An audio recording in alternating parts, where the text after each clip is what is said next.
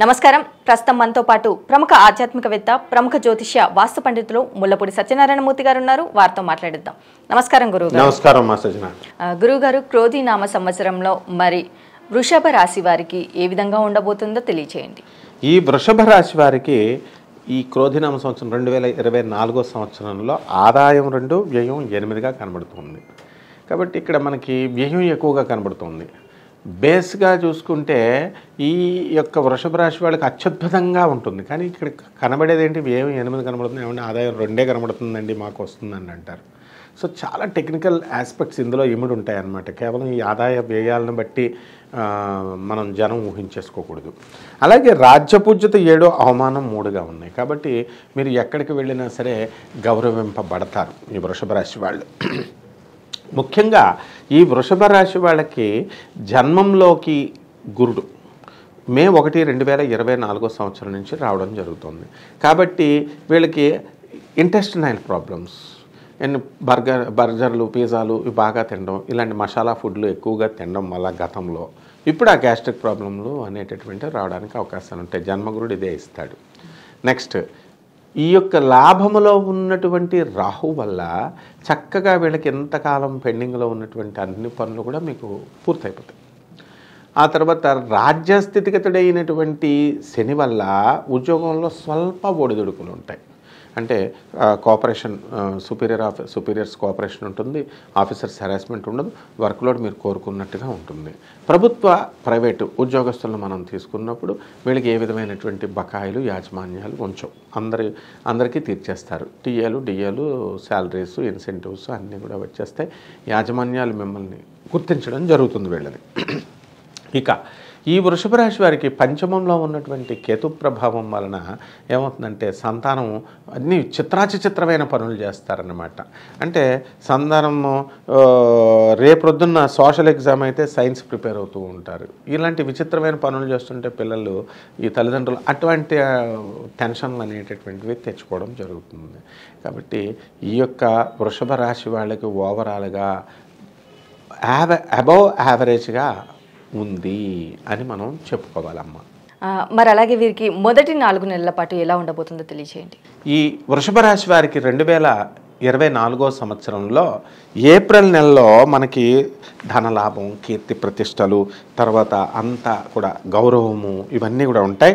మరి అలాగే ఇది కంటిన్యూ అవుతూ మనకి జూన్ నెల వచ్చేసరికి బీపీ, రక్తపోటు, ఆరోగ్య సమస్యలు ఇలాంటివి రావడానికి, కాలానికి టైమ్లీ ఫుడ్ తీసుకోకపోవడం ఇలాంటివి చేస్తారు.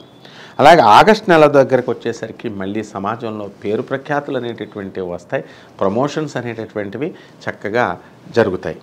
అలాగే అక్టోబర్ నెల దగ్గరికి వచ్చేసరికి సరిగ్గా టైమ్లీగా మీరు పనులన్నీ ప్లాన్ చేసుకోకుండా గడపడం వల్ల అంతా కూడా అస్తవ్యస్తంగా ఉండడానికి, చాంచల్యత ఇవన్నీ కూడా రావడానికి అవకాశాలు ఉంటాయి. అలాగే నవంబర్ నెల దగ్గరికి వచ్చేసరికి పై అధికారులు మీపై నియంత్రణ అనేటటువంటిది చేస్తారు. ఉద్యోగస్తులకి పని ఒత్తిడి వల్ల కొంచెం టెన్షన్గా మీకు ఫీల్ అవ్వడం జరుగుతుంది. ఈ విధంగా మనము మార్చి నెల దగ్గరికి వచ్చేసరికి అలా కంటిన్యూ అయ్యి ఈ అప్పుల నుంచి విముక్తి కంప్లీట్గా మీకు జరగడం జరుగుతుంది. ఆర్థికంగా మీరు స్థిరపడతారు. చక్కగా కొత్త స్థలాలు, కొత్త ఇంట్లో బంగారము, కొత్త వస్తువులు, కాస్ట్లీ గ్యాడ్జెట్స్ ఇవన్నీ కూడా ఇంట్లో కొనడం జరుగుతుంది.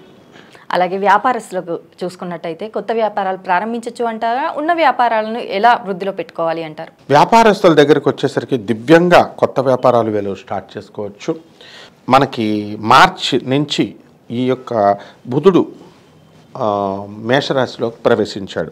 మరి అప్పటి నుంచి మనకి ఈ ఉగాది అనేటటువంటిది మనకి ఎప్పుడు వచ్చింది? 9 ఏప్రిల్లో వచ్చింది. అప్పుడు అక్కడి నుంచి మనం చూసుకున్నప్పుడు మళ్ళీ 2 ఏప్రిల్లో బుధుడు వక్రించడం ప్రారంభిస్తున్నాడు.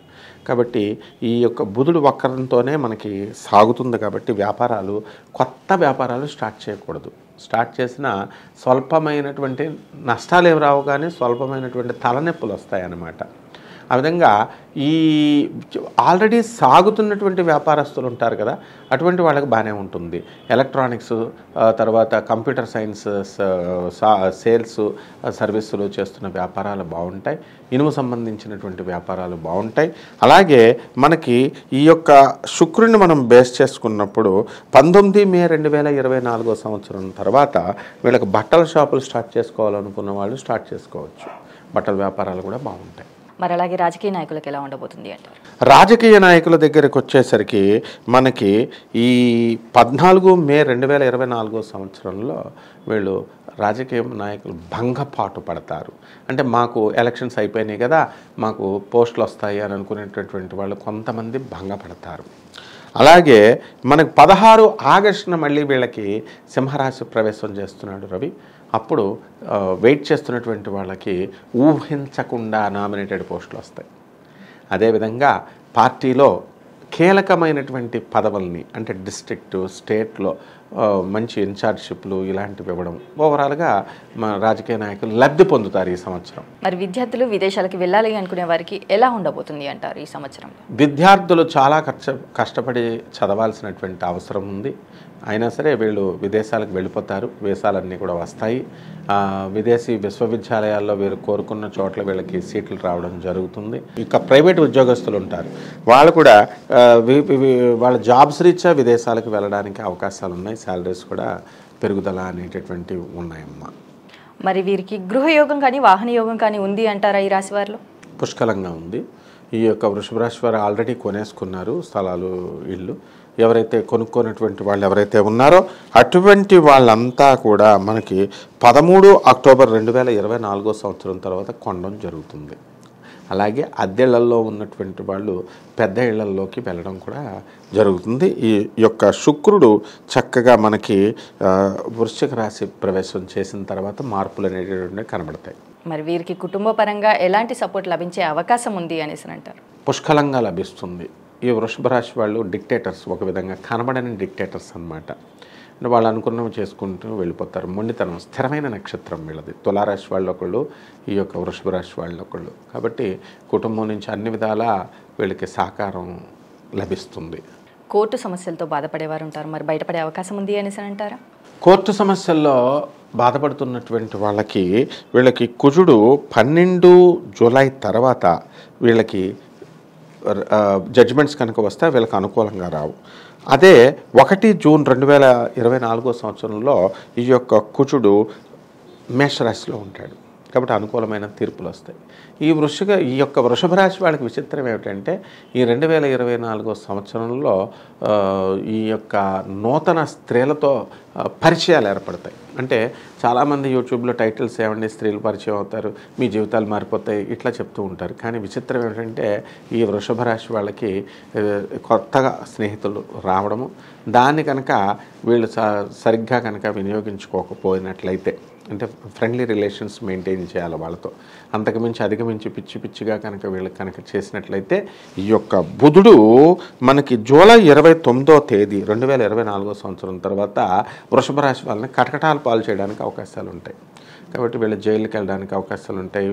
ఫ్యాబ్రికేటెడ్ అండ్ మ్యానిపులేటెడ్ కేసెస్లో ఇరుక్కోవడానికి అవకాశాలు ఉంటాయి. కాబట్టి స్త్రీలని చక్కగా చాలా మా చెల్లుల్లాగా, తర్వాత తమ తల్లుల్లాగా చూడడం నేర్చుకోవాలి ఖచ్చితంగా ఈ సంవత్సరంలో వీళ్ళు. మరి ఈ వృషభ రాశి వారు చేసుకోవాల్సిన పరిహారాలు ఏంటంటారు? వృషభ రాశి వారికి కేతు జపం చేసుకోవాలా, కేతు స్తోత్రాలు చేసుకోవాలా, కేతువుకి కిలోంపావు ఉలవల్ని, ఆ తర్వాత ఈ యొక్క చిత్రవర్ణం కలిగినటువంటి వస్తువు. కేతువుకి చిత్రవర్ణం ఎందుకంటే కేతువు భార్య పేరే చిత్రాదేవి.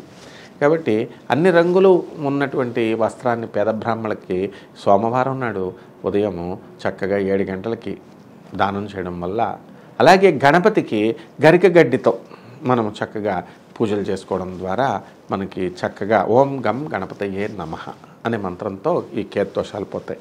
ఇలా కాకుండా షార్ట్కట్ మెథడ్స్లో మనకి వామాచారం, కౌలాచారం అని ఇలా మభ్యపెట్టేటటువంటి యూట్యూబ్లో కనబడుతున్నాయి. కాబట్టి అలాంటి వాటికి కనుక అట్రాక్ట్ అయ్యి వెళితే చాలా లాస్ అవుతారు వీళ్ళు. కారణం ఏంటంటే సాంప్రదాయబద్ధంగా ఆదిశంకర్లు ఇచ్చినటువంటి ఈ యొక్క పరంపరని సాత్విక పూజల్లో వెళితేనే క్షేమం. అలా కాకుండా షార్ట్కట్ మెథడ్స్లో వెళ్ళినప్పుడు ముళ్ళ రోడ్డులో ముళ్ళు గుచ్చుకోవడానికి అవకాశాలు ఉంటాయి. ఆ తర్వాత వాళ్ళు చాలా ఇప్పుడనే కాదు, నెక్స్ట్ జన్మలో కూడా ప్రేతాత్మలు అవుతారనమాట వీళ్ళంతా కూడా. కాబట్టి అనవసరమైనటువంటి వాటికి భేషజాలకి, అనవసరమైనటువంటి ఆకర్షణలకి వెళ్లకుండా మీ తల్లిదండ్రులు ఏది చేశారో చక్కగా, మీ గురువులు ఏం చెప్పారో ఆ విధంగా ఆ సాత్వికమైనటువంటి పద్ధతిలో మీ తాతలు పాటించిన పద్ధతుల్లో వెళితే మీకు క్షేమకరం. అలాగే గురువుగారు, క్రోధి నామ సంవత్సరంలో వృషభ రాశి వారికి ఎలా ఉండబోతుంది, అలాగే ఈ రాశి వారు చేసుకోవాల్సిన పరిహారాలు ఏంటి, ఇటు కేతువుకి కానీ ఎలాంటి పరిహారాలు చేయాలి, అలాగే గణపతిని ఎలా ఆరాధించాలి అనేసి చాలా చక్కగా వివరించారు గురువుగారు. ధన్యవాదాలు. ధన్యవాదాలమ్మా.